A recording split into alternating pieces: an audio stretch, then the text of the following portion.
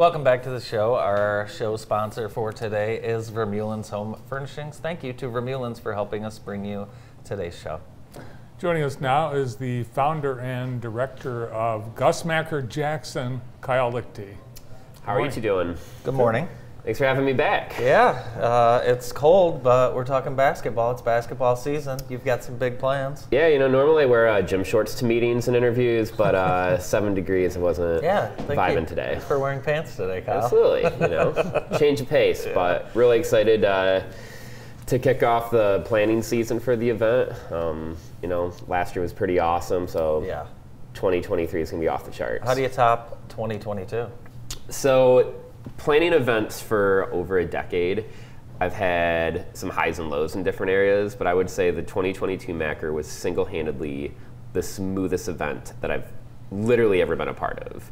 So with that, you know, taking on that momentum, we have a nice, we'll say vibe nationally, so there's a lot of hype around Jackson, and people that come to town say the community's got it together. And with that, there's a lot of excitement, word of mouth. And for me, it's awesome to hear when talking to people that have never been to town before, knowing that it's going to be an annual event on their calendar is pretty sweet.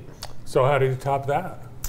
Yeah, so just really having controlled growth is kind of the goal. So we're about 200 teams last year. That jumped about 20% from the previous year.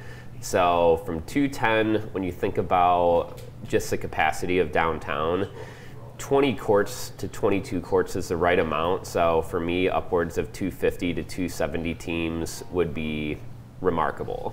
So love to have that many at the end of the day. That's about 900 players or so.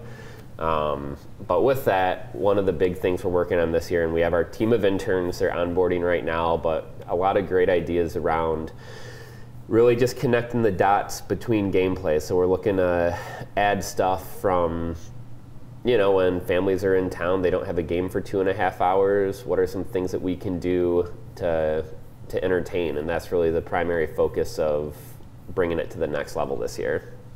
Anything new with the court layout, or did you guys like everything about last year's layout? Any changes? Yeah, so last year what we did, we basically flipped the entire event around. So we had all the kids and families around Blackman Park, the Jackson and Michigan intersection, and the adults shifted with the main court in front of JTV all the way to Mechanic Street, and I think that was a good flow.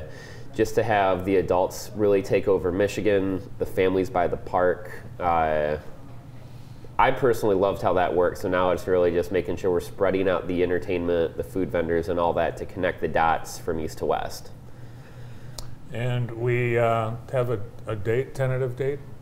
So the great news that we learned last month was the music festival MIS is going to be shifted up a week. So for hotels, that's great for everyone involved, you know, for both weekends. So it'll be the 21st, 22nd, and 23rd of July. The 21st, we're going to have the Heroes Tournament. This year we are looking to do a Teachers Tournament as well. Should have been recruiting with the Lumen Group when they were here, but want to add that on, and especially the event we had with Club Life and with adults with disabilities. Those aren't going to leave the event, so we want to really focus on those Friday night and then have gameplay running Saturday through Sunday. What's your favorite part of the weekend? So when it all comes together, like for me, Friday night's my favorite, and that has nothing to do with, you know, the national Gus Macker, you know, what we sign up for with the Heroes Tournament and working with Club Life. It's just cool to see the community coming together.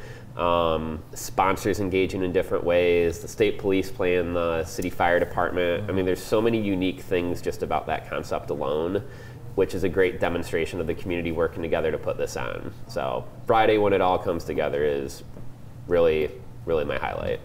Yeah, it was neat. I was at the dinner that celebrated the event, and you were able to award $6,000 to nonprofits. Yes. The various nonprofits also participate in the event and benefit greatly from that. That's one of the interesting things that we don't talk about all the time, but that's really the core of the event. like for us, we're just volunteers running it. So it's not a for-profit activity. Every single dollar we bring in that's a profit, we want to give back to volunteer groups and nonprofits in the community. So pretty awesome that we can make an impact beyond just that of like the downtown businesses that are, you know, full of restaurant goers during the weekend. Yeah. Do your kids play in this? So my third grader, now fourth grader, retired after winning the toilet bowl last year. He's like, you know, it's sure. Gus Macker basketball isn't his thing, but walked out with the trophy. Yeah, but cool. my kindergartner, she wants to play. She's, you know, that fringe age for being a little. Sure. I mean, for the youngest division, it's 10 and under, so she'd be playing third graders. That'd be tough. Yeah. I think she could handle it, but it would be be a battle. It's great basketball. You don't see. I'll tell you one thing you don't see.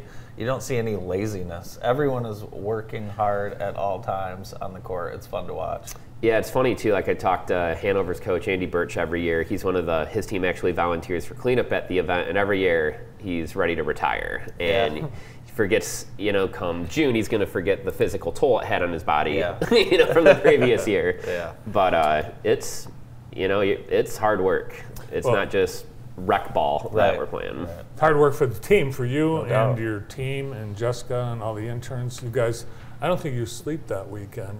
No, it's pretty wild. Did you get some new shoes yet for this year? Some Gus Macker shoes? Scouting it out. Okay. So next week's a Gus Macker conference. Okay. So going to see the new swag coming in, the new Okay. retail, get the inside scoop and everything. So Very excited cool. to see that. It's been great having this back in Jackson. I can't imagine our summer without it now.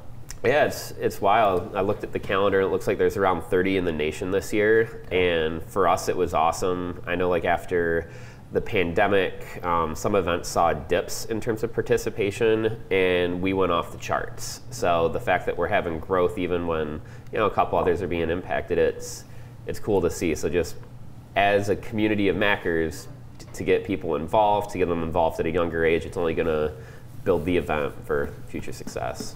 All right, well, July will be here before you know Yes, it. it will. Absolutely. And there will be opportunities to sign up, but you can start putting your team together Yes. and start practicing. Start getting those custom jerseys made, right? Absolutely. Yeah. Absolutely. That's a big deal. Yes, it is. Did you see his jersey last year? I did. It said, "Damn the pandemic, full speed ahead." Exactly. Thanks for coming in. Yeah, thanks for having me. Thanks, Kyle. Excited to be The back. founder and director of Gus Macker Jackson, Kyle Liechty. More of the morning show right after this.